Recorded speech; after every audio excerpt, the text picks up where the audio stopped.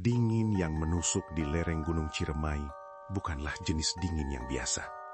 Bagi Rina, perempuan muda berusia 20 tahun yang baru pertama kali menginjakkan kaki di desa Argalingga, udara di sini terasa seperti ribuan jarum es yang mencoba menembus pori-pori kulitnya. Kabut turun terlalu cepat sore itu, menyelimuti pepohonan pinus dengan selimut putih yang pekat, seolah-olah gunung tertinggi di Jawa Barat ini sedang menutup diri dari dunia luar.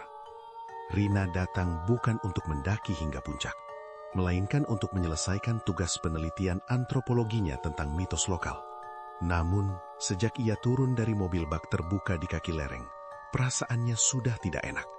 Ada aroma kemenyan yang samar, bercampur dengan bau tanah basah dan sesuatu yang busuk, seperti bangkai yang baru saja membusuk di balik semak. "Neng, ingat pesan Abah," ujar Pak Yono, warga lokal yang mengantarkan ke penginapan kecil di pinggir hutan. Suaranya serak dan matanya yang keruh menatap Rina dengan intensitas yang mengganggu. "Kalau melangkah ke arah hutan, hentakkan kaki 3 kali ke tanah, ucapkan salam, dan yang paling penting, jangan pernah kencing sembarangan di tanah terbuka. Gunakan botol jika perlu. Gunung ini punya telinga, dan penunggunya punya harga diri yang tinggi." Rina hanya tersenyum sopan, meskipun di dalam hati ia merasa instruksi itu sedikit berlebihan. Sebagai mahasiswi modern, ia menghargai budaya, tapi menghentakkan kaki ke tanah, bukankah itu hanya sugesti?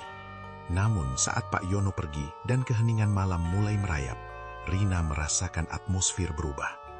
Suhu turun drastis. Di kejauhan, sayup-sayup terdengar suara yang sangat ganjil untuk sebuah hutan di ketinggian 2000 meter. Suara gamelan. Bunyinya mendayu-dayu, ritme yang pelan namun konsisten, seolah ada hajatan besar yang sedang berlangsung di balik kabut tebal di arah kawah burung. Apakah kalian pernah merasa diawasi oleh ribuan mata yang tidak terlihat? Itulah yang dirasakan Rina saat ia berdiri di teras penginapannya. Malam itu, ia tidak bisa tidur. Suara gamelan itu semakin jelas, merambat melalui akar-akar pohon dan mengetuk dinding kayu kamarnya.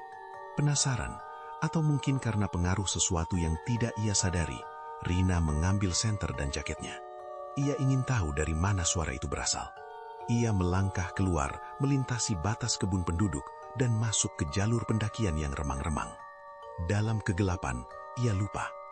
Ia lupa menghentakkan kakinya 3 kali. Ia lupa mengucap salam. Ia hanya berjalan, ditarik oleh rasa ingin tahu yang mematikan. Langkah Rina membawanya semakin dalam. Pohon-pohon di sekitarnya tampak seperti raksasa yang membeku, dahan-dahannya meliuk seperti tangan yang ingin menggabai. Tiba-tiba, seekor burung hitam besar, anis gunung, terbang rendah tepat di depan wajahnya. Burung itu tidak takut. Ia mendarat di sebuah dahan, menatap Rina dengan mata yang berkilat merah terkena cahaya senter, lalu terbang lagi ke arah yang lebih gelap. Rina mengikutinya. Ia merasa seperti dipandu. Namun, bau busuk itu kembali muncul, kali ini lebih kuat. Bau sulfur yang menyengat bercampur dengan aroma bunga melati yang sangat tajam. Tanpa sadar, Rina sampai di sebuah area lapang yang dipenuhi bebatuan besar. Di tengahnya, terdapat sebuah batu yang menjulang, yang ia kenali dari risetnya sebagai batu lingga. Di bawah cahaya bulan yang pucat, ia melihat seorang wanita duduk bersimpuh di atas batu itu. Wanita itu mengenakan kemben tradisional dengan rambut hitam panjang yang terurai hingga menyentuh tanah. Rina terpaku. Jantungnya berdegup kencang hingga terasa menyakitkan di dadanya. Apakah itu Nyi Linggi yang legendaris? Ataukah sosok yang lebih ditakuti, Nyini Pelet sang penguasa ilmu asmara? Wanita itu perlahan menoleh. Wajahnya tidak hancur, justru terlihat sangat cantik. Namun kecantikannya terasa salah. Kulitnya sepucat kertas dan matanya tidak memiliki bagian putih. "Kau datang tanpa izin, membawa sombong di dalam saku." Suara wanita itu terdengar bukan dari telinga, melainkan langsung di dalam kepala Rina. Suara itu dingin, bergetar dengan kemarahan yang purba. Rina mencoba mundur, tapi kakinya terasa berat, seolah tanah di bawahnya telah berubah menjadi lumpur hisap yang menariknya ke bawah. Ia teringat larangan Pak Yono. Di tengah kepanikannya, ia merasakan kandung kemihnya mendesak. Karena ketakutan yang luar biasa, ia kehilangan kendali. Cairan hangat mengalir di kakinya, membasahi tanah keramat itu. Seketika, gamelan berhenti. Hutan menjadi sunyi senyap, jenis kesunyian yang membuat telinga berdenging. Wanita di atas batu itu berdiri, tubuhnya memanjang meliuk-liuk seperti asap hitam. "Tanah ini adalah tubuhku, dan kau baru saja menghinanya," bisiknya. Angin kencang tiba-tiba bertiup dari arah kawah burung, membawa hawa panas yang membakar kulit. Rina mencoba berteriak, tapi suaranya hilang. Di sekelilingnya, bayangan-bayangan hitam mulai bermunculan dari balik pohon. Sosok-sosok tanpa wajah yang merangkak dengan patahan tulang yang terdengar jelas di keheningan malam. Rina berbalik dan lari sekuat tenaga. Senter di tangannya terjatuh, menyisakan kegelapan total. Ia menabrak dahan, kulitnya tersayat duri, tapi ia tidak peduli. Ia bisa mendengar suara nafas berat tepat di belakang telinganya. Suara itu bukan nafas manusia, melainkan geraman rendah seekor macan tutul yang lapar. Saat ia hampir mencapai batas hutan, ia tersandung akar pohon dan jatuh tersungkur. Di sana, di bawah cahaya bulan yang menembus celah pepohonan, ia melihat jejak kaki besar di tanah yang ia tempati. Jejak kaki itu timbul ke atas, bukan tenggelam ke bawah.